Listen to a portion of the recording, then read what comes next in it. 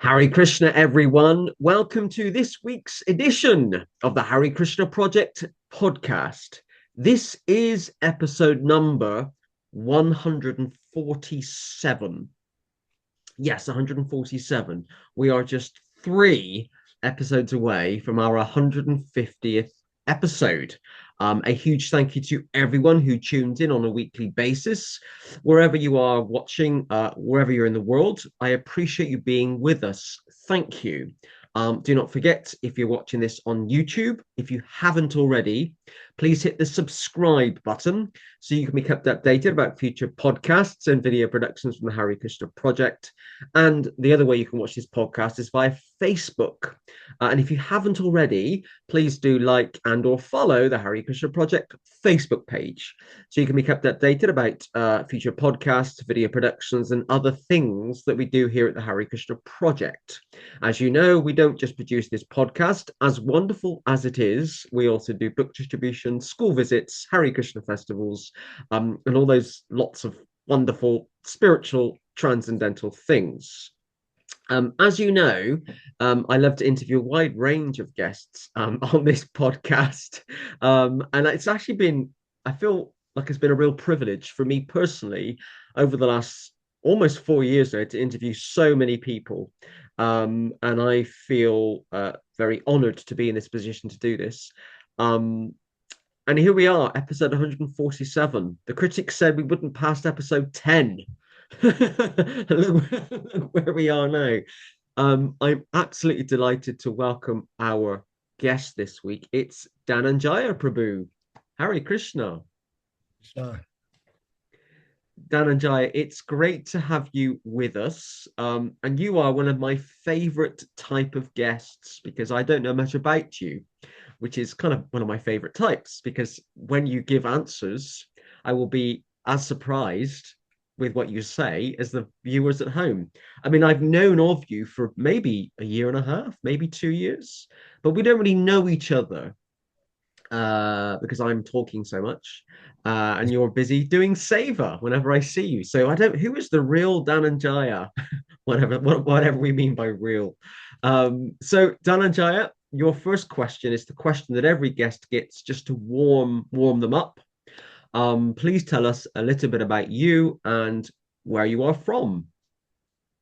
Hare Krishna, first of all, to all the viewers, and yeah, well, I'm born in Slovenia, as you can tell by my accent, and I'm from a little village of 300 people, so it's quite a contrast now living in London.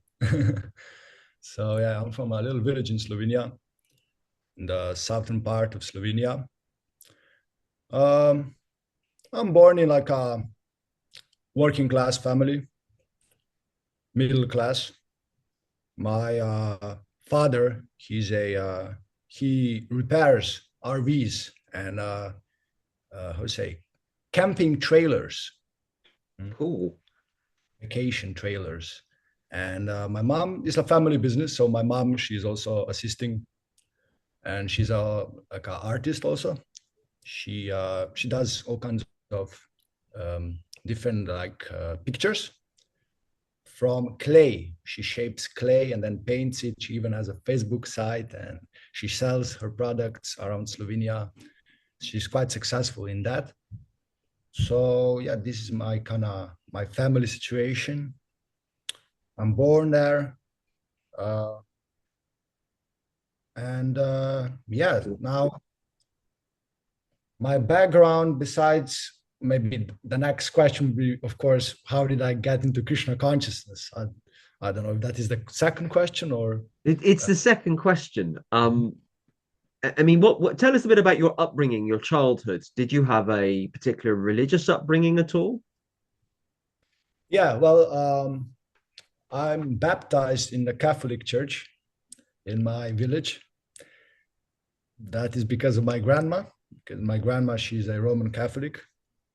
And actually, funny, my grandpa, because he's from Serbia, which is an Orthodox country, he's an Orthodox Christian. So I'm from a mixed, you could say, Orthodox Roman Catholic family. So I kind of got a little bit from both practices, but it is more like thing of formalities. It's not a. I wouldn't say that my grandma or grandpa were like some serious devout Christians. It's like a tradition. So we all got baptized and we visited the church on Sunday. Uh, that even that not so regularly, but and we celebrate all these festivals, right, that they have. So that was kind of my background a little bit, and also which is interesting. My grandma, she's a like a spiritual healer. She's a I would, if I use a denomination, I would say she's a New Age Christian. She reads Wow. lots of books about from different gurus and teachers and mystics. She's kind of yatomat tatapat, right? All the paths lead to the same goal, kind of impersonal um, philosophy. Actually, there's not much philosophy. She's kind of just taking from everywhere and then mixing it up. And she's basically dealing mostly with bioenergy. She heals people through using bioenergy and using prayer and angel cards and Wow. speaking with other, I would say, ascended masters and yeah, like that. Um, Wow. Actually, she's quite popular in Slovenia. She has many thousands of visitors every year, but it's interesting. She does it all free of charge. So yeah, our house is probably one of the most visited houses in Slovenia, I would say, because she has basically that's her job, you could say. Ever since she was 40, she's by profession. She was a biology teacher, a biology professor, but then she got this what she calls it, a revelation. Some voice spoke to her and she got this gift that she has to heal the world, and then she does this free of charge. And people have problems with different like diseases, or they don't sleep well, or maybe they have some marital issues, or very mundane. So then she does her prayers and she says it helps. I would consider it as bogus practice, of course, from a Hare Krishna point of view, but that's another topic. Anyway, somehow she influenced me because she gave me lots of books to read and lots of information. She would, because I would associate with her a lot. My parents, I'm from a little village, so village life is very, very calm, very chill, as they would say. Uh, I would go to school and then back, and then I would play some football, basketball, hang out with my mostly actually friends online, because there's not many young children in a village of 300 people. Usually it's more old people. And so, but I would connect online, and she would be also like my association, her and grandpa. I would take advice from them and listen to the elders and like that. And she would tell me all these things about the angels and about God and about yeah, the power of prayer and healing and these things. And I would be kind of, that would be my relationship with God. I would kind of, whenever I would be disturbed, I would do some prayer. I'd say I wouldn't do good in school, so I would pray, "Oh God, please give me better grades, or help me to pass the test," or like that. Oh, I would hurt, I don't know, my knee, and I would pray, "Oh God, help me to heal." Right. So this is what she taught me, which is it is a kind of relationship with God, as we know. Prabhupada, he explains this. This is approaching God, right, in time of distress. It is pious, and I think it gave me some background, um, some pious background, you could say. So yeah, that's kind of my introduction to God consciousness. Great. I love it. I'd actually, bizarrely, I'd actually love to meet your gran. She sounds like a fascinating individual. Uh, I I've mentioned this on the podcast before. My degree was in religious comparative religion, religious studies, and I studied, not personally studied, but objectively studied a lot of the things you've just mentioned, and ascended masters and Christian healing, and yeah, it's a very fascinating world, and it sounds like you kind of in one sense, you were. I mean, we're all born into certain families for all karmic different reasons, you know. But it's just very fascinating that you've now joined the Hare Krishna movement, and that's your grandmother. I mean, like, I'm intrigued by that. So that does lead us nicely on to the second question. How did you, in a village of 300 people, how did you discover Krishna consciousness, and how did you meet Hare Krishna devotees? Yes. So I went to, I will say like this, the little, um, I will explain it maybe more in depth. So then I went to high school, and I was quite squarish. I was quite squarish. I was kind of wearing whatever was the trend, whatever music was trending, whatever, uh, following the crowd, following the mass. I wasn't really standing out. But then I met my friend. That was my best friend from my Karmi days, as you can say. Um, and he's now a Taoist, actually, quite a serious Tao practitioner. But we both Wow. were walking on this spiritual path. So we met by our karma when I was 15, and he was from a hippie family. His parents were hippies. He was into all good music, and and he looked also a little different. And I kind of got along with him. I also started to get into more this vibe, more hippie. Starting to listening to different music. Eventually, started smoking ganja, marijuana, and then progressing to psychedelics. And even I also founded a band. It was a punk band, a punk band. I was a punk rocker. Because then somehow by association, because by association we shape our desires, right? So also by association of this liberal-minded, open-minded, hippie-minded people, I would also pick up this idea of anarchy and back to nature and don't all cops are rascals and government is rascal and all these ideas. So that also helped me to I kind of became inspired, yeah, to make this punk band. And then that was my philosophy, kind of. My philosophy was, yeah, just um, hedonism, basically, lawlessness. Do whatever you want, at what time you want, and enjoy life to the fullest. That was my philosophy. And but then a little actually a psychedelic mushroom trip. It kind of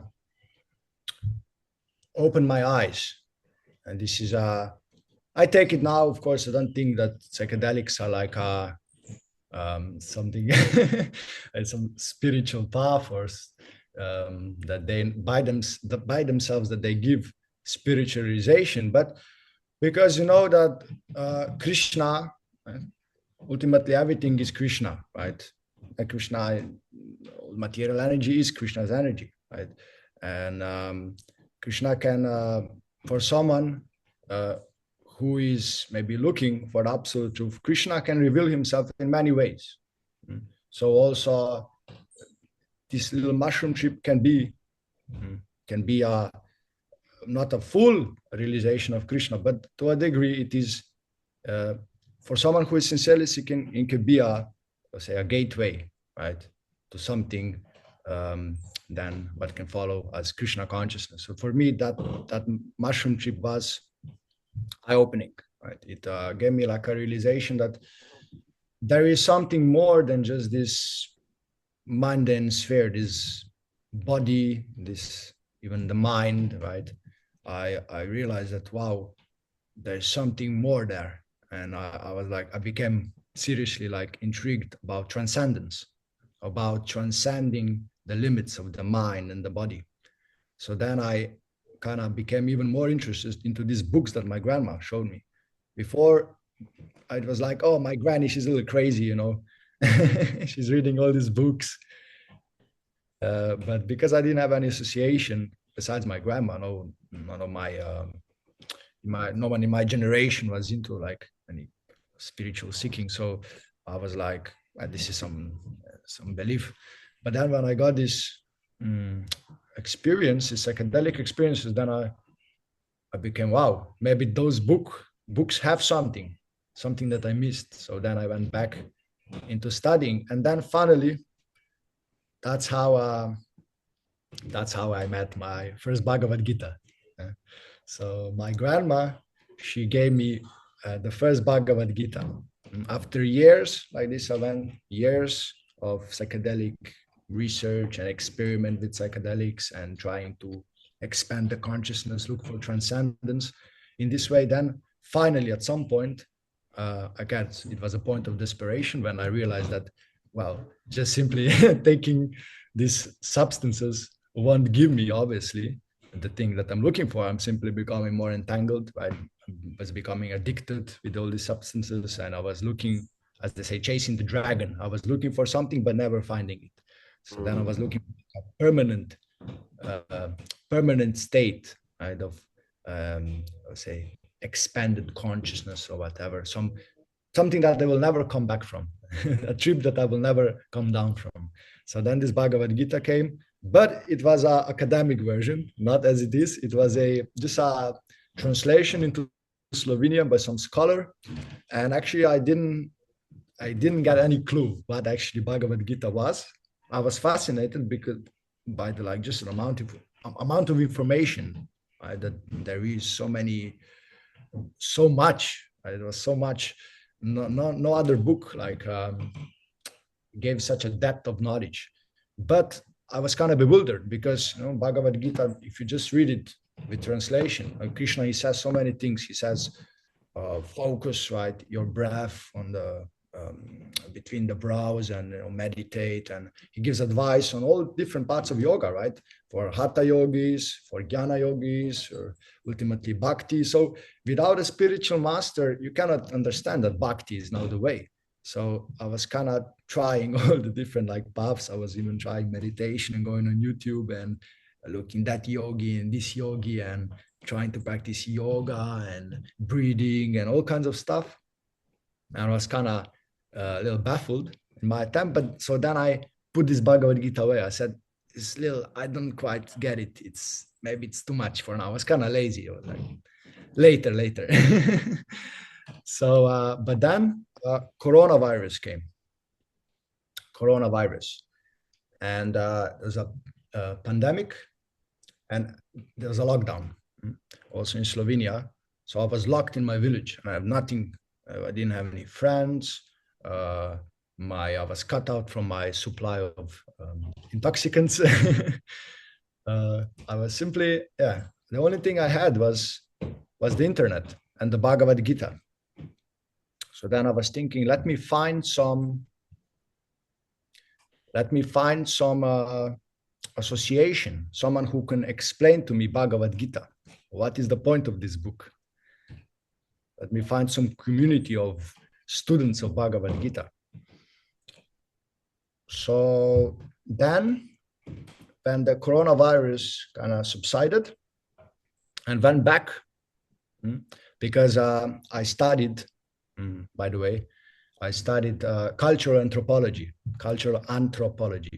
and ethnology in Ljubljana, the capital of Slovenia. So then I went back to my college, because this was you could say, this coronavirus happened during my gap year. I had a gap year before college. So then I went back and I met my schoolmate,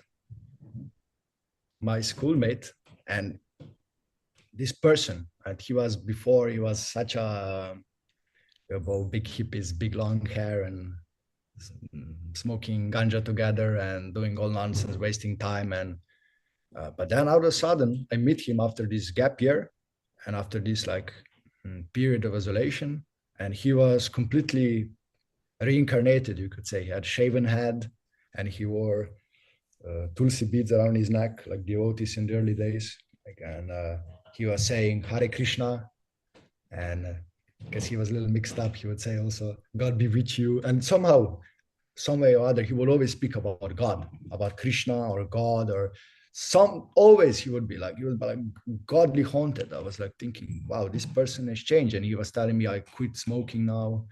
And I was thinking, wow, this is maybe, and I didn't know that he's actually studying Bhagavad Gita. Then after conversing with him, then I realized, wow, actually he's following Bhagavad Gita. And this is, I guess, he's following what's called Bhakti Yoga, a path of devotion to Krishna. And I didn't have any idea what Krishna is. I watched maybe this Slumdog Millionaire, this movie, and there Krishna appears. Maybe you know this reference. There's a blue boy, and there's some Hindu-Muslim riots, and then the Krishna appears. And I just knew Krishna, okay, he's this blue boy from the movie. He's like I didn't even know what he is. That he's like a god or in Hinduism. I just know it's like a blue boy, and in India they like Krishna is like a thing. I guess he's a god. So I was like, Krishna, okay. It's like an Indian thing. He got into this, all right. But I was always a little, not to toot my own horn, as they say, right? I was kind of open-minded, maybe also because of psychedelics and all that. I wouldn't say no so easily. So I was, let me little explore. So he gave me a tip. He said, right, you chant this mantra. This is a whatever. I don't remember actually what his instruction was. Maybe he mentioned this is a transcendental sound vibration. Maybe he said this is a way of meditation. Somehow or other, I started chanting Hare Krishna. The next day, I said, why not? Let me try it. I have nothing to do, right? College, I wasn't a serious student. I went to college to party. So I said, well, let me also chant some Hare Krishna. And then also I mentioned to him, actually, I know this Bhagavad Gita, but he said, this is not a good version, right? You should read this as it is from A.C. Bhaktivedanta Swami Prabhupada. You should read this version. And I wasn't very skeptical, I must say. I had little philosophy in life, wasn't very stubborn. So I kind of, in case he was my friend, I kind of trusted him. I said, yeah, sure, I'll read this version, whatever my friend recommends, so why not? And yeah, lo and behold, I read Prabhupada's Bhagavad Gita for the first time, and I saw that this is something different. This is very clear. It is very scientific, like how Prabhupada explains, Dehinosminyata dehe komaram yovanam jara, right? As you had a body of child, they go to youthhood, body, old age, and the body is changing, but you remain. And I was thinking, well, this is amazing. This is not a belief. This is something that is very practical, observable, and I was fascinated. I was thinking, wow, this is the best thing I ever read. It's exactly what I was looking for, because before there was so much material on YouTube. If you go, we have so many of these gurus and speakers, Alan Watts, and I don't know, so many. Right? And you kind of don't know where this stuff is coming from. Where did they actually learn this from? Even my grandma, she was telling me all these books and teachers, but I was always wondering, so what is the proof? Like, she's just saying names and she's mentioning these concepts, but sometimes even these concepts, they will conflict one another. So I was thinking, this is craziness. How am I to now believe this? How am I to know that this is now truth, or that this is scientific, that this is applicable?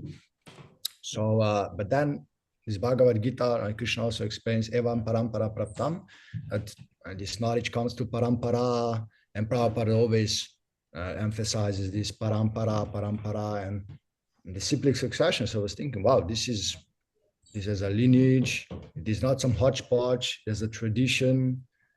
It is verifiable, and I kind of got more faith that this is something different, that this is something more profound.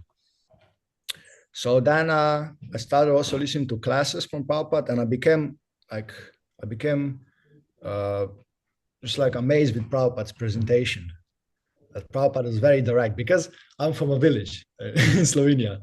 We are very blunt, Slovenians. Not so diplomatic as here in England. Not so kind of go straight to the core. So Prabhupada was also like that. He would say, "Rascal, rascal this, rascal that, rascal Mayavadi."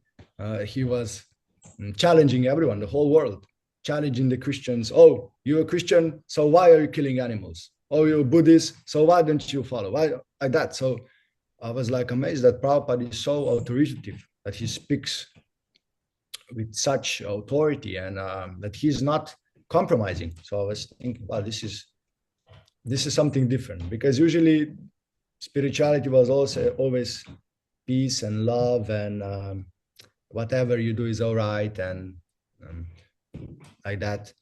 There was no real no spine to it. But Prabhupada had a spine. He was very confident, and because I was very still my brain was covered with ganja smoke, and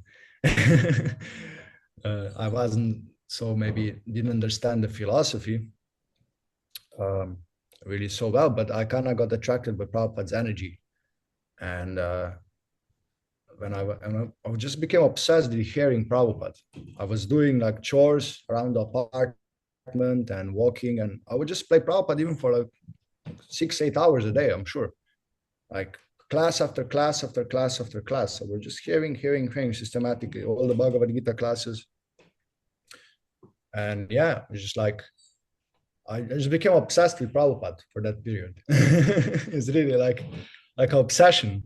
And I was reading about his life and trying to collect as much information and asking my friend about Prabhupada and Prabhupada this, Prabhupada that. So I really like, yeah, Prabhupada became like my, I guess, my guru. Well, what better obsession to have than an obsession with Srila Prabhupada, isn't it? Um, okay, okay. It just kind of dawned on me that all of these things that you're talking about they weren't very long ago. They didn't happen very long ago. The COVID pandemic was only 3 or 4 years ago. So when you and I met, I think you and I met for the first time in maybe Goropanima 2023, I think. You hadn't you were still new to the movement. In this life, you were still new. And I remember actually feeling or thinking that you'd been around a long time, because I was very impressed by your commitment, your dedication, and I was aware that there were some devotees coming from Slovenia to the Bliss Temple, but I just assumed you'd been practicing Krishna consciousness for a lot longer than what, a year and a half or something. Okay, so at some point you decided to move to London. Yeah. So I'm trying to kind of piece together the dots. So you were reading about Prabhupada, listening to his talks, his lectures, thinking about Prabhupada. And how did the link then happen between Prabhupada and the temple you're now living at in South London? Yeah.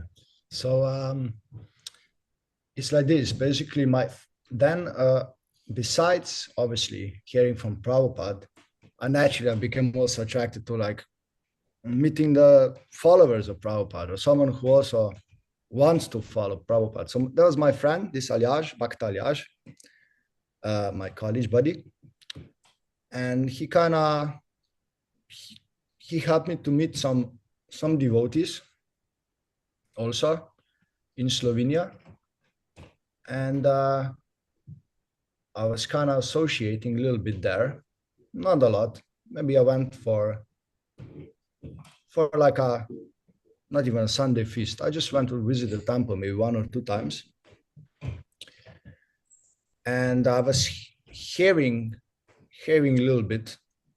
There's like a preacher there in Slovenia, and he was a very very compromised preacher. He was kind of using this Srimad Bhagavatam and Prabhupada's books, but to preach like relationship advice and like that. He had like I forgot what was the name of his like thing, his project, but basically to help. It was like mode of goodness living. That was his preaching based on the Shastra. So that was kind of I started associating, you could say, with devotees like that through, because that was like this online community. But it was very very compromised. There was lots of speaking, but little Krishna, and not exactly the mood of Prabhupada. Wasn't so much interested into necessarily tips for material life. I was thinking, okay, for that, I can take some life coach or something. So many life coaches. So think, what this has to do? What does this has to do with necessary spiritual life from Prabhupada? This is so different from Prabhupada's books. So then, at the same time, this other friend, he also had the same kind of, he was like a little torn. At the same time, he was pulling in one side. And also he said, there's also exists another group of monks from London. And they are more, he said, they follow Prabhupada. They are the Prabhupada mood, he said. So I said, okay, Prabhupada mood. So let's be here. What is this Prabhupada mood? And then tune online, and I saw that was Puraji Prabhu and Maitreya Prabhu, and they were just in a hotel room. And Maitreya Prabhu, he was wearing, it was from a point of view of someone, or a layman, someone who had very little experience with Krishna consciousness. It looked like complete fanaticism. Right? They were in a little room, they were chanting japa and live streaming their japa, and Maitreya Prabhu, he was like this against the wall, Hare Krishna, Krishna Krishna, Hare Hare, Hare Ram, Hare Ram, Ram. I guess that transcendentally there was some disturbance of the mind that more than he was chanting really Hare Krishna, and like going with his head against the wall with a chadar, and Puraji Prabhu was there with his stare. Puraji Prabhu can have a very, very sharp stare. So he has like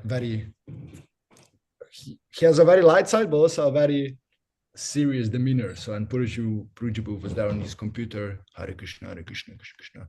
I was thinking, these guys are out of this world. They're just in a little hotel room and they're chanting Hare Krishna. And I was hearing from them, were explaining, yeah, we are bliss, and we are speaking Prabhupada all the time, and the classes were very much in line with Prabhupada's classes. And they said we are independent and all these things. I was thinking, wow, these guys are like edge. They're like grassroots. They're like, I could say they have some, there's a punk spirit now coming back. That I like that, because I myself, as I said, I was in a punk band, more because of the philosophy, actually, not so much the genre of music. It's kind of a little raw, but the philosophy of punk was always attracted to me. This, so they had this punk mood. Just, we don't care. We are independent. We live in a hotel room. We live on the street. Doesn't matter. We chant Hare Krishna. We follow Prabhupada. So this was like, I found it very strong and very inspiring. So then I started more shifting towards them and like asking questions and going to the live stream. I was doing a little service. I was tagging on the live stream and was an administrator in the Bliss family group. And they gave me a little service. And that was my relationship. I was hearing do a little service. Also, I was working a little bit with my dad. So I was giving all my money. Very soon, I started giving all my entire little paycheck I had, like, as like a little, I don't know, 200 euros my father would give me for my work, my help in the garage. So I would give that to the Bliss. And that lasted for like, altogether, that was, let's say, I discovered Krishna consciousness in December. Then I started associating with Bliss, I think, about like 3 months later. And then I was associating with this. And then, okay, this part, I had to little piece it together. Then this friend, Alyash, then through the live streams, I also met Nityananda Prabhu, who's another Slovenian. So Nityananda Prabhu is another Slovenian, and he's actually a mutual friend. He is a friend of this Alyash, Bhakt Alyash, but we never knew each other. He's like because Slovenia is very the terrain is all messed up, very rural, and he lived up in the hills, like 5 hours away. So it wasn't so easy for him to come physically to the capital where I lived, and but I kind of heard about him from this Aljaž. Nityananda, he was like a Shiksha guru, you could say, to Aljaž, his Bhakt Aljaž, because he's been following the bliss a little longer, and little longer, maybe like a year or two more. And he was kind of preaching to this Aljaž also about the bliss, bliss, bliss, bliss. And then he said, oh, there's this Nates. He was Nates at that time. Now he's Nityananda. And he'll come now, he said. He will visit me, and we're going to have a sleepover in my dorm, and you can also stay with us, and we can have like a sadhu sangha. So I said, okay, let's do it.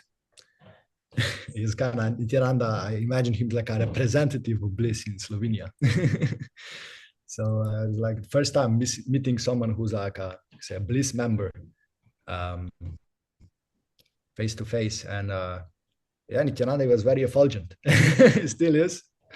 But at that time he was very effulgent, shaven head and big smile, and lots of Shakti, Brahmachari Shakti, very empowered. And he met us, and we did some some preaching in the park. We preached to this Aljaž, his friends, schoolmates, and we gave some books out and some ladus, I think. And then we did a Harinam, and we just we inspired kind of each other, all shy. We didn't know how to chant anything. We just had like a Tupperware container, and we went to the capital of Slovenia, me, Nityananda, and this Aljaž, and we were banging the Tupperware and chanting Hare Krishna, Krishna Krishna, Hare Hare, Prabhupada tune the entire day, walking around the city. And even we like marched through as a government protest, and we went through the cameras inside the ether. We were on TV, and we chanted Hare Krishna. We busted the protest, and it's a kind of crazy day. And we distributed books. I distributed my first book. It was a vegetarian cookbook to some socialist leftists there. And it was a very amazing day. I got like a little taste of book distribution and of sadhu sangha, because we were just like making prasadam and speaking about Krishna the entire day. So I was thinking, wow, this is like gets you high. It's amazing. So then Nityananda Prabhu, he already had an invitation. He had an invitation to go to London from the Bliss. He was already like associating with them, and he was burned out. Right? That's another story. Maybe if you get Nityananda Prabhu on the podcast, he will tell you. But he was ready. He was ready to pack off to become a monk. But he, transcendentally, he lacked a little courage. It was hard, of course, to give up. None of us actually went out of Slovenia. Me or Nityananda. Okay, I went maybe to like Croatia on vacation, which is a neighbor country of Slovenia, but that's really nothing. It's like basically being in the same country, just 1 hour away from home. But I never went to countries outside of former Yugoslavia. Wow.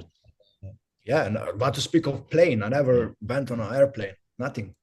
It was only family vacation and, school trips, So then for the first time I would go to, and that was also his mentality. He was even worse. He's such a hillbilly that he wouldn't even go outside of Slovenia. So that's kind of amazing. So yeah, that's Nityananda. And then I just decided, after this meeting, I felt so much inspired by Nityananda Association. We kind of arranged that I would just go and stay with him for like 3 days, we said. Go with a bus, take a ride to his part of Slovenia there in the hills, in the village. And we're just gonna associate. We had nothing to do. I was basically giving up on my college, my anthropology project, because it was just, I wasn't interested. I didn't know what to do, actually, like what to do, because from my experiences with the psychedelics, and I became also like disinterested in the like basically assimilation in society. Like I was wondering, like, what is the point of even getting a job and uh, doing the same things as my parents would do, and I go into the machine, and it's like I was thinking there must be some other alternative lifestyle, something more satisfying, because I didn't have many ambitions, I must say, as a karmi.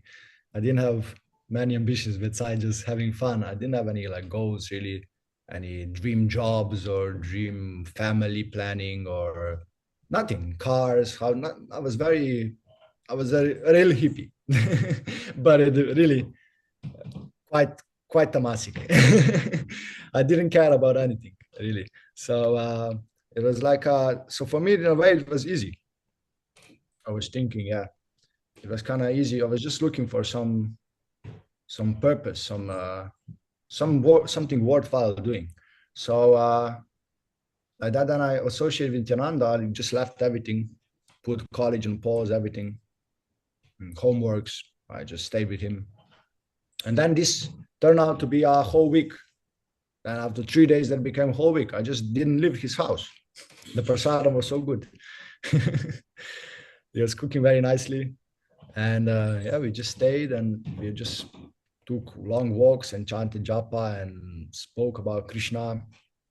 And, yeah, then I became inspired more and more. And then I decided, because he was already ready to go to London. Then I said, okay, man, you're not gonna go alone, right? I'm gonna go with you. I'm gonna pack off. I said, I'm gonna be a monk. That's it. I said, let me try. Because my philosophy was like this. For so many lifetimes, I had, this is my like a tough process, like my mantra, very basic, very simple mantra, but it was very effective for me. I said, for so many lifetimes, I had everything. I had a family, I had a career, I was a king, I was a beggar, I was a dog, I was a demigod. Little philosophy I knew. I said all these things, but I never surrendered to Krishna. I never gave the one life for Krishna, obviously, because I have a material body. And but I said this life, right? Now, why not? Because already all other things I had, whatever I could imagine, whatever desire, I was chasing after that. But let me now one life. Let me put to the max. Let me become a devotee. Let me become that's what I was thinking at that time, right? Being a devotee means you must become a monk, you must shave up, and you must join the ashram and that. So I was thinking, let me do it. Full surrender.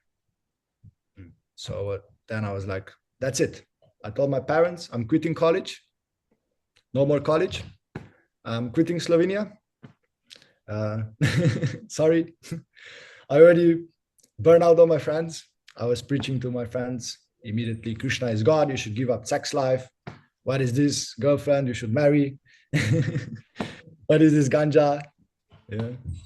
All this. I was very I was hearing from Prabhupada all the time. So I started preaching is that you just come to a person, you tell him you need to surrender to Krishna, otherwise. And I had to burn out my friends. It was very good because I had no attachments in Slovenia. They all laughed. They said, "Oh, this guy's a fanatic," you know. And that's, I shaved my head, I grew my shika, and I was planning to go to London. Wow. So just remind me, when was this? Was this 2022? All of this happened? That was about, yeah, now it's 24. So I was I was 20 going to 21. Now I'm 20 going to 24, 5. So yeah, it's like maybe 21, Hmm. something like that. And yeah, that was about after 3 months in my Krishna consciousness, like fourth month or something. Then I decided, yeah, okay, let me become a monk. Um, and become a monk. And actually, first plan was with Nityananda we would just get training, we said, because we wanted to make a bliss center in Slovenia. We wanted to make a bliss center in Slovenia. And how that would look, I was already preparing. I was trying to buy a tent, big tent for 10 people, like this Mongolian, like yurt tent for 10 people. And we said, okay, we're going to ask one farmer outside of the city. He's going to give us a plot of land, because in Slovenia, everything is, it's Balkan. You just give some money and, there's no laws. Like here in UK, you have to have all the bureaucracy, But in the Balkan, you give, for lunch to a farmer, and that's it. He gives you a piece of land. You can build a house. A little exaggerating, but it is like that, actually. So very, very lawless society. Second world, you could say, not third world, but second world. So yeah, we said we're just gonna give some money to this farmer, and we're gonna put our tent there. Then we're gonna go and book distribution to the city, and we're gonna bring all the people to their tent, and we're gonna do some chanting Hare Krishna, put some sabji in the pot, and that's gonna be our Sunday feast. This is how we're gonna preach. We're gonna spread the bliss in Slovenia. We're so naive. Very, very very brave, young, but didn't have much philosophy, didn't have much knowledge. So, but we said this much intelligence we had. We said, okay, if I wanna preach, right, I need to first get some guidance. I need to, obviously, but we didn't have any clue we didn't even know how to make anything but the khichdi. So what are we gonna do? Sunday feast programs, and we didn't even know how to play kartals. So okay, let's get some training. So Prabhus, they said, okay, no problem, you can come, we'll train you up, and if you follow 6 months, right, observation period, 6 months, 4 regulative principles, chanting 16 rounds, you preach Krishna consciousness like this, we see that you, right, and then we give you a stamp, check, whatever. Then we put the banana in the fire. We give you a name, and you get your formal initiation. So we said, all right, that's the deal. Let's go. Let's get trained up. Let's get initiated. So we have a name. So then when we preach in Slovenia, we're more authoritative, whatever. And but then we went to London. We packed off. We slept in a hotel room in East London, the cheapest hotel room that Prabhus could afford. It was still Corona. So we had like a 1 week isolation. And then Machaya Prabhu, he was bringing us lunch. He cooked very nicely. And he brought us lunch into the hotel room. And we took the prasadam, and we were just waiting for 1 week until freedom, until we can meet the Prabhus in their little East London apartment, little living room, their temple, the Bliss Temple. So we said, okay, let's we're very eager. And yeah, that's maybe I should stop speaking now. So no, it's been great, actually. We've it's been quite nice for me just to sit back and listen, because often on the rare occasion I have a guest like you who just wants to tell us their story, and it's been wonderful. I can kind of feel your enthusiasm, and your story is obviously very important to you, and you've filled in a lot of kind of gaps and things, and I like how you've kind of chronologically explained things. And now in October 2024, you're still with Bliss in London. So obviously some things happened in terms of you didn't go back to Slovenia, and you now have a name, a different name. And I guess this next question is kind of rhetorical in this in a sense that I think I already know the answer. And the question is, has Bliss lived up to your expectations? Yeah, so I would say it's more than lived up. My expectation was, okay, I'm gonna meet this disciples of Prabhupada, and I'm gonna get trained up, and then I'm gonna preach Krishna consciousness in Slovenia. But then I discovered that Krishna consciousness is something much, much deeper than I thought. And just by association, right, with Guruji Prabhu and with Maitreya Prabhu especially, these two devotees, I just got to realize that this is where what I thought was Krishna consciousness, that was just like a shadow, you could say. That the real Krishna consciousness begins right now. And then that was it. And Prabhus, they send us some books on book distribution. That was like my kind of under this, right? Always like backed up with this quote from Prabhupada: preaching is the first business, and book distribution, if you want to please me, distribute my books. So on this book distribution, I just discovered that actually Krishna consciousness it's a purification.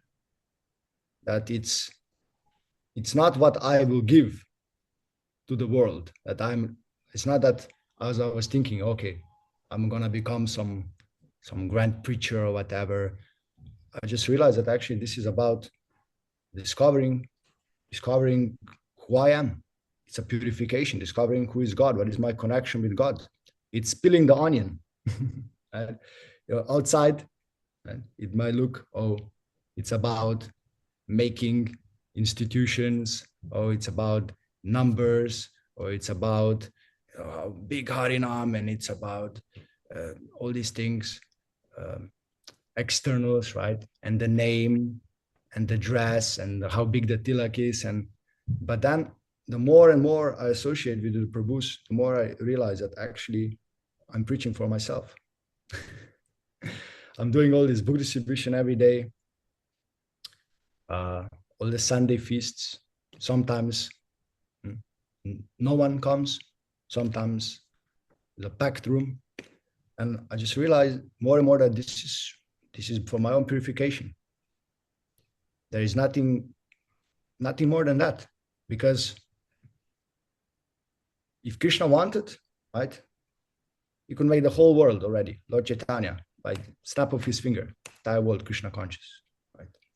But he doesn't do it, right? Because he wants to engage us in the service. Why? Because we need this service. We need this service. We need to be engaged in Lord Chaitanya's movement. We need to purify. So by this, then I realized, okay, this is some serious work, some serious cleanup.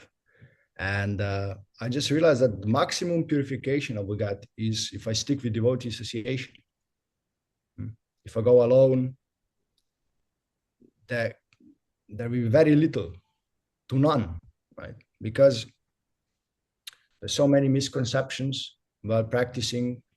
One might practice, one might chant, but without some association, you have no standard. You have no, you do something wrongly, who's there to check up on you, right? Because I haven't read all the Prabhupada's books. Still, I haven't read all the letters, all the conversations. For most devotees, of course, if you are sincere, you can open, that's it, right? It is possible. Krishna consciousness is a high to key. If you're in a deserted island, a high to key means there's nothing material. So there's no impediment that they cannot be. It's not, if it would be so, right, that because these things, right, these considerations, the association, it's a material time, place, circumstance, but it does not depend on that, right? It is simply your sincere desire of the soul. So if you are very sincere, of course, you can immediately, as Prabhupada says, in one moment, you can be on a deserted island, you get Prabhupada's books, that's it, pop, right? You can become a pure devotee. But for most, it's not so easy. So then by associating with Guruji, I realized that this person has so much such a treasury of knowledge and so much realization by serving Prabhupada, by sacrificing his everything, his citizenship, his health, his time, his so much he went through. I realized that this person has a deep realization of Prabhupada's instruction. So I said, for me to follow, this path, it is very valuable, very valuable to get the mercy of such an exalted devotee, and to stick with the association. So that's why I'm here in London, and I'm trying to just assist His Grace Puruja Prabhu with his project as much as possible, just to engage myself, to get the mercy, to get to be in this part of his mission, because it is the best place to be. Thank you for that. It's been great because you've kind of answered a lot of the questions without me even asking them. It's great, and it's kind of flowed very nicely our kind of conversation today. One of the questions was going to be, why do you choose to associate with Bliss devotees rather than devotees from other groups? But I think you kind of just answered that with your talking about Parujit Prabhu, and his kind of mission and his sincerity. Is there anything else you want to add to that in particular as to why do you still associate with Bliss and why you haven't gone to kind of other groups?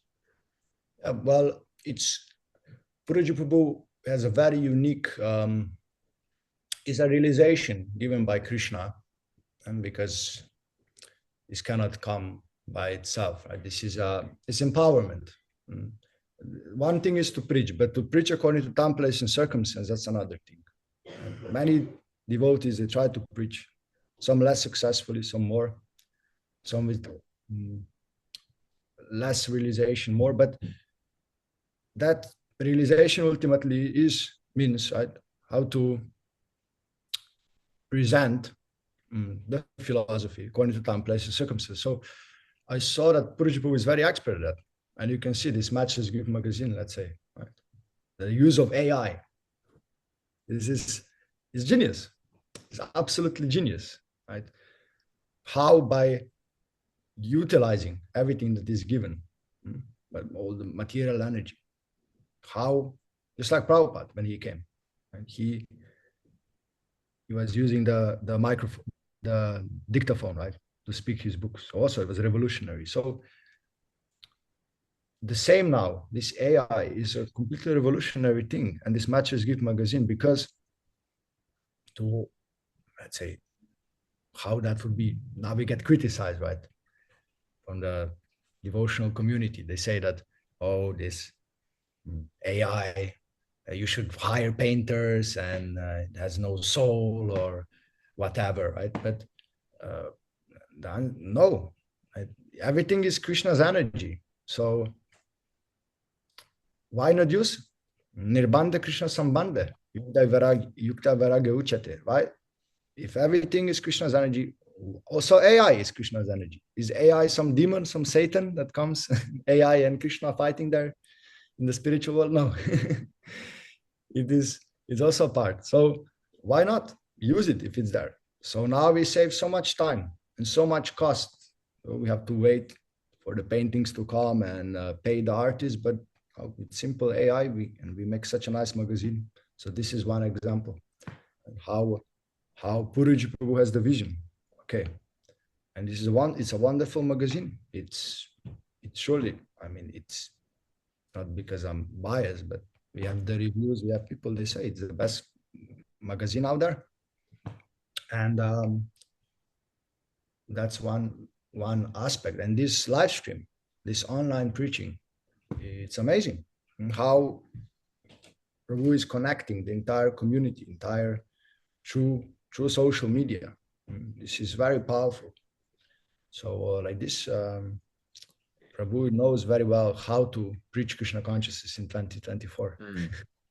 It's certainly very impressive, and I realized that I should have said earlier for some of the uh, any new viewers and new listeners, is that we're talking about Bliss is the Bhaktivedanta Lives and Sound Society. I've interviewed quite a lot of devotees from Bliss before, and Bliss are quite good at promoting themselves as well, and they're very active online. But Bliss is Bhaktivedanta Lives and Sound Society, and it's an independent Hare Krishna group, or the old-fashioned term is MAT, which isn't a term we use much these days. Independent Hare Krishna group. They have a wonderful temple in South London, which Dan and Jai are sitting in right now, and I've been to visit the Bliss Temple many times, and I actually remember when your magazine, the new magazine came out, Matchless Gifts, and I actually remember thinking, wow, they're very brave and they're very courageous and they're taking a risk. Because certainly in the printing industry or in the media industry, we're seeing less newspapers, less magazines, and more, you go on the internet to read the news. And, in my area, uh, the local newspaper used to be every day, but now it's once a week because fewer people are buying newspapers and buying magazines. And all of a sudden, this Hare Krishna group is launching a brand new in print magazine. I remember thinking this is very courageous. They're either it's very courageous that it's either going to be a massive mistake or it's going to be the best thing this century or this decade. And it was the second. It's been very successful. Um, and and people are buying it, aren't they? It's a very successful magazine. Um, and for someone who works in media, I'm very impressed by that. And on the whole AI thing, my personal view is people will always complain about something. People are just bored sitting at home and they always want something to complain about. And actually, my understanding of Krishna consciousness is that everything in this material world, if possible, we should use it for Krishna service. So why wouldn't you use AI to serve the Lord? I'm sure if Facebook was around in the 1970s, Prabhupada would have said, right, we've got to get on Facebook. We've got to get on YouTube. When Prabhupada was given the chance to go on TV, he said yes. Of course he did. Why do we not use all the opportunities available to serve the Lord? So yeah, and I've seen your social media is amazing. I mean, I've told Parujit this many times, is that um here at the Hare Krishna Project, we're still learning from Bliss, and we have learned quite a few secrets of the trade, thanks to Purujit and Maitreya telling us those secrets. But as to how to boost our views and boost our everything. But yeah, you're getting. I remember one Harinam that you did, and the video had like 50,000 views in 24 hours. That's more than Taylor Swift. No, it's not more than Taylor Swift, but but it's amazing. And why wouldn't you want to be involved with a Prabhupada centered organization that does those things? It's a Yeah. rhetorical question, I guess. But so I can understand why you've not left and gone back to Slovenia. Um, yeah. Yeah, it's that's one aspect, and it's also ultimately none of these things cannot do this thing without the empowerment, right, of Srila Prabhupada, and for that it is very the sincerity is ultimately everything is comes from sincerity, right, and is the seriousness, always making this decision between okay, do I want to do this now? I want to do it for Krishna. No, I want a little fun still in the material world. Do I want to go back home, back to Godhead, or I want to stay here? So maybe those who go to our japa in the morning, we also have a japa group, it's a chanting group for those who want to join Bliss Japa. Can also do so. And you can see that the japa here is very it's a assault on the mind, very very wild. So this is what attracts me ultimately the most, is the purity, that the fact that every single day I see Guruji Prabhu is waking up and he's going to war against Maya. He's not giving Maya a single moment, as we say, no gap philosophy. And the devotees here, they really exemplify this. So this is the reason ultimately why I stuck, is because it is serious. It's a serious movement. It's not, these devotees are not messing around. it's, it is not for the soft-hearted. Those who want to stay in the material world, maybe not, it's not very palatable. There's no compromise with Maya in the Bliss Ashram. And you can see also that. And if anyone goes to Prabhu's classes on Facebook, is gonna get smashed. The anarthas, they're gonna come up. Labha, puja, pratishta, all these things.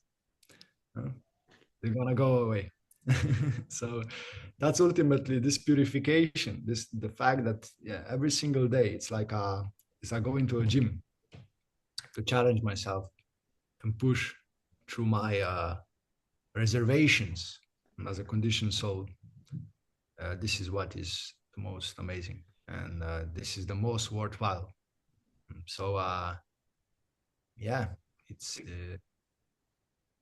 Can we talk a bit about book distribution? Because I think, well, I know you're quite well known for being enthusiastic about book distribution.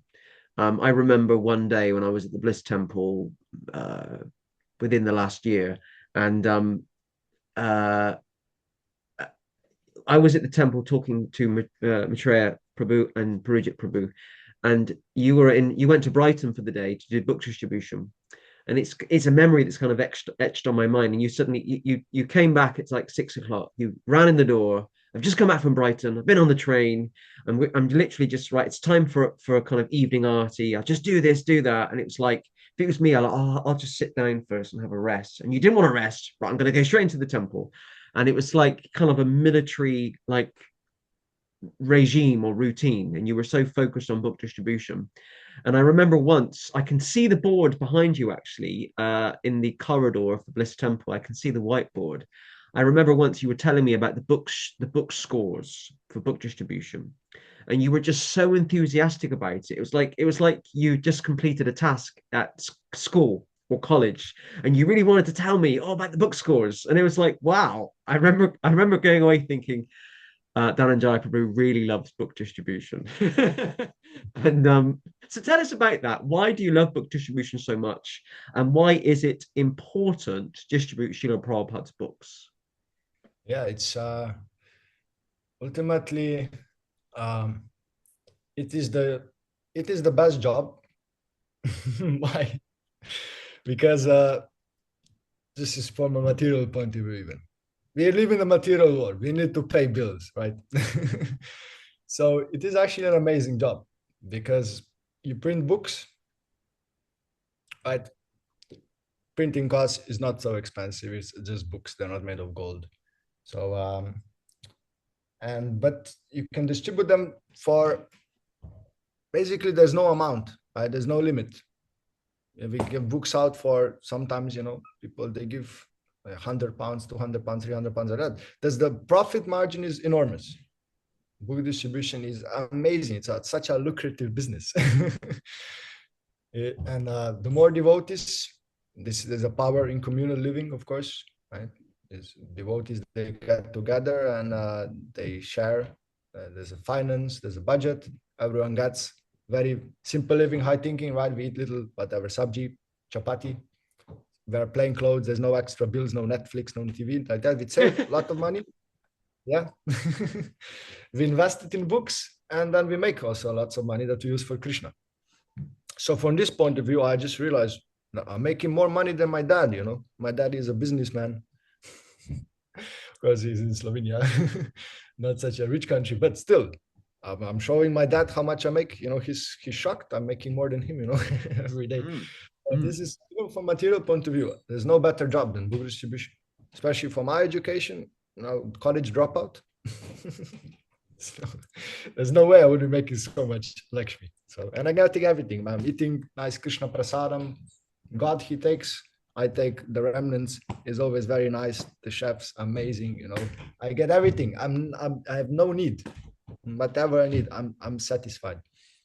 So it is an amazing lifestyle. And even Prabhupada says, right, if you just go on, if you distribute these books, everything will be taken care of, something like this. I'm paraphrasing, there's a letter Don't worry, Prabhupada says, right? If you just do these books, all the money will come, right? So it is true. It is true. That's how the movement was started. Magazine distribution, chanting, this is the backbone. It will always be, no matter if you try other projects and businesses and all that, book distribution is always reliable. It is certified by Prabhupada. Prabhupada, he gave us stamp of approval. It is eternally there. Puff. If you distribute his books because you are pleasing Prabhupada, that's another point I will just connect immediately, right? It is the most pleasing service to Prabhupada. Prabhupada, he shows by his lila, right? What was he doing at the deathbed, transcendental deathbed, of course, to understand what was he doing at the time of death. What was he doing? He was dictating his books. He wasn't chanting Hare Krishna. He wasn't, I don't know, speaking about Varnashram. He wasn't speaking about, no, he was dictating his books. And that was his greatest passion. That's actually what his Guru Maharaj instructing him, right? This is the heart of Prabhupada. His books. Prabhupada, he expanded himself through his books. So that's why this is so pleasing. And one who distributes the books, he gets some mercy. It's a special mercy that George Harrison, he says, proof of the pudding is in the tasting. So ultimately, if you don't distribute the books, you won't know the bliss. But there's a certain high that that is only for Sankirtan soldiers, I must say. That it is obtainable in book distribution. When you go do a big marathon and the books are flowing and you get such a smile on the face, really, that you cannot compare it to anything in the material world. So yeah, these are two aspects. And basically also when one reads the books, when one reads Prabhupada's books, then naturally you also want to distribute them. It's a natural consequence because you must become obsessed with something, right? So this is always there. We like something, so then we tell all our friends about it, right? We like some music, immediately, or some restaurant, the tongue will speak. So in the same way, right? When you understand just a little bit, at least, of this philosophy, you will want to preach it. You will want to distribute Prabhupada's books. So yeah, it's kind of unavoidable.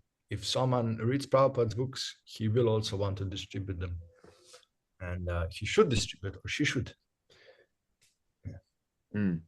Thank you for sharing that. It's very inspiring, and you're certainly well known for your enthusiasm for book distribution. And I do follow you and other members of Bliss on social media for your book distribution stories. So I kind of see what you're doing on a regular basis, going out to the streets of London and meeting, ordinary everyday people to share with them the teachings of Srila Prabhupada.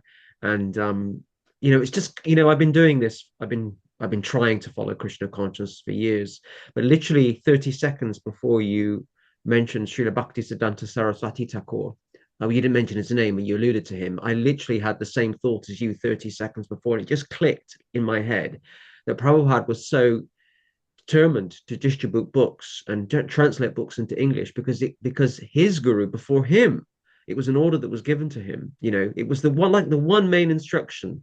If you ever get money, print books in English. And now I can't believe I'm admitting this. It's clicked. That's why Prabhupada was so kind of focused on it. Distribute my books. And I as kind of supporting what you say and the book distribution that I've done. Yeah, Krishna opens up these windows. So I'm kind of a typical guy where I think, well, I need to distribute these books. So we the Hare Krishna project, we don't do book distribution on the streets. We send them to schools and we send them to libraries. So it's a bit different. And sometimes I think, we've got these books to go out, or there's a lot of admin to do and postage, and all of a sudden Krishna just provides all these opportunities. Somebody provides more funding, or something happens that's completely Krishna's arrangement and Prabhupada's arrangement, because distributing these books is so important. Like, these windows are opened to us, these doors are opened. So testament to what you're saying. I completely agree. Jane, two more final questions before we finish. I know you're a busy guy. There's always a lot happening at the Bliss Temple. It's one of the busiest temples I know, actually. You've kind of talked about it a little bit, but what are your current thoughts? Sorry, what are your thoughts on the current condition of the global Hare Krishna movement? Yeah. So condition is like this. I'm always shocked because we are there, especially now Oxford Street, right? This is like main base because that's where the money is and that's where the people are. And the books are going out, so we are there. So, but I'm surprised because I know that you mentioned there that in one of your podcasts, how many Hare Krishnas are there in UK? Like there's about 20 different groups. Like in not how many thousands of devotees? It's about 8,000. 8,000. Okay, there's 8,000 officially. Let's say 8,000 devotees in UK, but Oxford Street is empty. There's 0 book distributors. Besides the Bliss, and this is not that I'm again tooting my own horn, but it is a fact. That's how it is. There's no book distributors. No one is distributing books. At least not in a large scale, organized. Okay, there might be. I see sometimes a little bit a lone wolf. Someone comes with little pamphlets and distribute. Oh, Hare Krishna Prabhu, like that, or so for some festival like that. Sometimes you see, but mostly it's all empty. It's like my people are running around, Kali Yuga, center of Kali Yuga, Oxford Street, there. But there's no devotees to meet them with Prabhupada's books. So that's an indicator. That's an indicator. Something is wrong. Mm. Something is wrong. So that's from a point of view direct of a book distributor, I can see immediately. It's a symptom. Because then the question arises, what are these devotees doing? Okay. There's, of course, you have a nice also project running. And as you said, you'd give the Bhagavad Gitas. Also, you do your share, you distribute to the schools. That's a good way, yes. But I don't think that all of these 8,000 devotees are engaged in book distribution. So, but Prabhupada said, right, if you want to please me, distribute my book. So where is this book distribution? And why Oxford Street is empty? Why the center of London is empty? Like if you just look at when the movement started in UK about 50 years ago or so, I hear every day this. The grandpas and the grannies, the old school, the hippies, they come and they say, "Where are you guys? When I was young, there's hundreds of you. It was chanting all day long, and you couldn't go anywhere, right? Without seeing the Hare Krishnas." Even now, one woman, she told me that there was one actor, Rupert Everett, I think he's a British actor. So he wrote a biography and he dedicated, and it's like a biography about him being brought up in UK or in London, like growing up in London, I think. And he dedicated a whole chapter to the Hare Krishnas, not because he's Hare Krishnas, but because it was such a key aspect of growing up in the whatever 60s and it's like Hare Krishna was like a thing. You had like the Beatles, the Rolling Stones, the ganja, whatever, the LSD, the hippie culture. But another part was the Hare Krishnas. Even if it weren't a Hare Krishna, the Hare Krishna was an integral part of the lifestyle that day. It was like you couldn't avoid the devotees. So this is what is missing. So in some way, we know that to preach is not easy, right? You need spiritual strength, right? spiritual strength is required. Prabhupada says to preach, spiritual strength is required. And that comes from following the instructions of the spiritual master. There's no other way. You cannot get it no other way. It comes as a mercy. It's prasadam of the Guru. So when one has spiritual strength, he can preach. But without that, naturally, preaching is very bitter. Because preaching means sacrifice. You must give up comfort. To go on books, you must go out. Sometimes it's cold, sometimes it's hot. People kicking on the face, sometimes you get nothing, sometimes you get a lot. Yeah, you have to really transcend the dualities. So it's a thankless task, actually, preaching. None will come. Thank you very much. No, quite the contrary. Preachers, right? Jesus Christ, he got nailed to the cross. Right? Adi Shankara, he got poisoned. Like that. It is a thankless task. So, but the reward is different. And the reward is a spiritual reward. You get to please Krishna.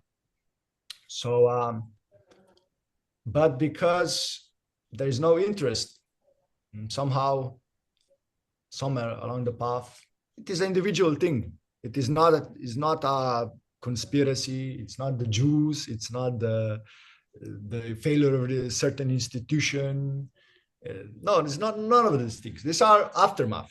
But what is the root cause is that devotees just don't want to get out of the material world. It's lack of sincerity.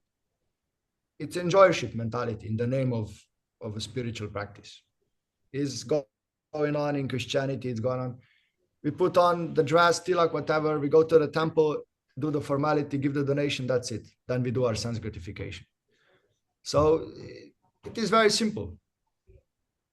After all, well, Krishna says, Manusyanam sahasrisu kaschid yatati siddhaye yatatamapi siddhanam kaschid mamveti tatvadaha. Right? That out of many, many thousands, hardly one is endeavoring for perfection. Right? And of those who achieve the perfection, only one knows Krishna in truth. So it is expected. It is expected that there won't be many preachers. But at the same time, we should also encourage, right? Not that now, it is material world, so let everyone go to hell. No. We should all, especially those who call themselves devotees, who put on the tilak, who chant Hare Krishna, they should, as Makanchor Prabhu, dear Makanchor Prabhu, he very nicely said, that was a tip to Nityananda Prabhu when he started putting on the ropes. He said, okay, if you want to be a devotee, be a real devotee. Don't be a half-baked potato, he said. Don't be a half-baked potato. So, yeah, this is pushing. We must do our best. There's no dishonor in trying. If you push yourself, okay, you might not be perfect. That's all right. After all, we are in the material world. We wouldn't be here if we were perfect. But we should be sincere. We should be sincere. And what is the sign of sincerity is this service attitude. That means that someone is connected, someone is sincere. He's trying to serve the mission of Srila Prabhupada. So if all these devotees simply task the brain, how to preach, how to distribute books, how to spread knowledge about Krishna, how to spread knowledge about Prabhupada. There's so many ways how we can do that. So many ways how we can do that. You can give some money. The books need to be printed. Okay, you might have some reservations. Okay, no one can go, not everyone can go on the street, and distribute books the entire day. So that I understand. But at least something, the books have to be printed. So that you can give a donation. You can, like you, Narada Prabhu, there's so many projects. If you just task your brain, it's just a thing of sincerity. Yeah, little sacrifice must be done. But unfortunately, somehow this point is not assimilated. Mm. Thank you for sharing that. I do really appreciate that. And one final question, and you've kind of answered it already in terms of the answers you've given for other questions, is how can we, because it is important, how can we attract more Western people to Krishna consciousness? So Western people, they now the greatest obsession is social media, the phones. Right? This is like everyone is on the phone. You can see. I think the majority of the time, at least, even I would say, even nowadays, people they work from the phone and from the computer and like that. So we spend our whole life on the screens. It's a fact. So somehow or other, we must get into the screens, into the computers, and to the iPhones and the tablets and all this. Because honestly, people they nowadays, of course, book distribution is there. It is powerful. It must be there. It is because Prabhupada instructed us. It's for our own purification. But also, what is this book distribution, right? Book distribution, it is kirtanam. It is glorifying Krishna. So, okay, maybe in the past, people would read more books. They would read more books because there's this social media wasn't there. The attention span nowadays is really rubbish, I must say. People they cannot hear for 5 minutes. So because they use TikTok culture, right? Swiping, sense gratification. So if somehow we get into this TikTok with the message and we get onto the YouTube and on Facebook and Instagram and all this, that's how we can get into the public consciousness. Because it's Krishna consciousness movement, right? We need to shift the consciousness from the material consciousness, I'm this body, to Krishna consciousness. So this is the best way. Working on this social media, these projects. And this is as Bliss, we are trying to do that. We are trying to enter the consciousness of the public through the screens. And more is coming in the future. More is coming. Just out of interest, because I'm not on TikTok myself, but is Bliss on TikTok? It is, yes. It's we have a Facebook account. It's Expand the Bliss. If you type Expand the Bliss, there's a picture of, we have a peacock. There's a no peacock. There's a peacock feather. You'll see Expand the Bliss, and you'll recognize us. I'm going to put that. So with this podcast, I'll put links to your Facebook and your website and your YouTube channel, but I'll put the TikTok link as well. And you have a very active team there at Bliss. And I think you're all involved in the kind of social media activity. You know, I get up 10 to 15 notifications every day of somebody at Bliss inviting me to something. It doesn't bother me. I quite like it actually. I feel like I'm included. Actually, one member of Bliss sent me an invite this morning to Parujit's class, and I have to admit I didn't have time to watch it because I was doing something else. But it was just nice to be invited. Krishna Prema, it was Krishna Prema. She's inviting me to everything all the time. And I feel like I know the Bliss devotees really well because I see you all every day on social media, you know, and I feel like I've got like this really good relationship with you all because of like I see you guys all the time, and that's the power of social media, isn't it? And um okay. And yeah, I mean I've been very intrigued by a lot of the things that you've said during this podcast today. But and I was already aware that Bliss was kind of big up there on social media, and you've taught us a lot here at the Hare Krishna Project about the secrets of the trade, which is great. And actually, earlier on, about half an hour ago, when you talked about Prabhupada being direct, and one of the things that attracted you to Prabhupada's books and to Bliss was Prabhupada was so direct, is so direct through his books in terms of just calling people rascals. You know, you're a rascal. And the other day, I saw Divy Shakti's video when she was in London, and she's just calling all these people rascals. Oh, they're all rascals. And I'm thinking, I am so British, I just wouldn't do that.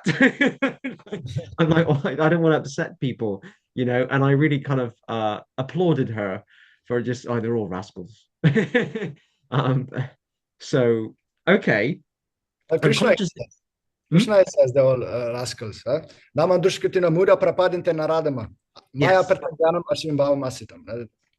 It calls them all nice names in the Bhagavad Gita, those who do not surrender. So we follow directly. Take from Yeah. Krishna. Yeah. Yeah. It's great. I'm conscious that we've been recording this for about an hour and a half. It's been a fantastic discussion today. I've learned so much about you, from you, and thank you for sharing a bit about your childhood. I'm quite intrigued. 3 or 4 years on, what is your relationship like now with your grandmother and your parents? And what Yeah, do they well, think about you being, a resident of a Hare Krishna temple in London?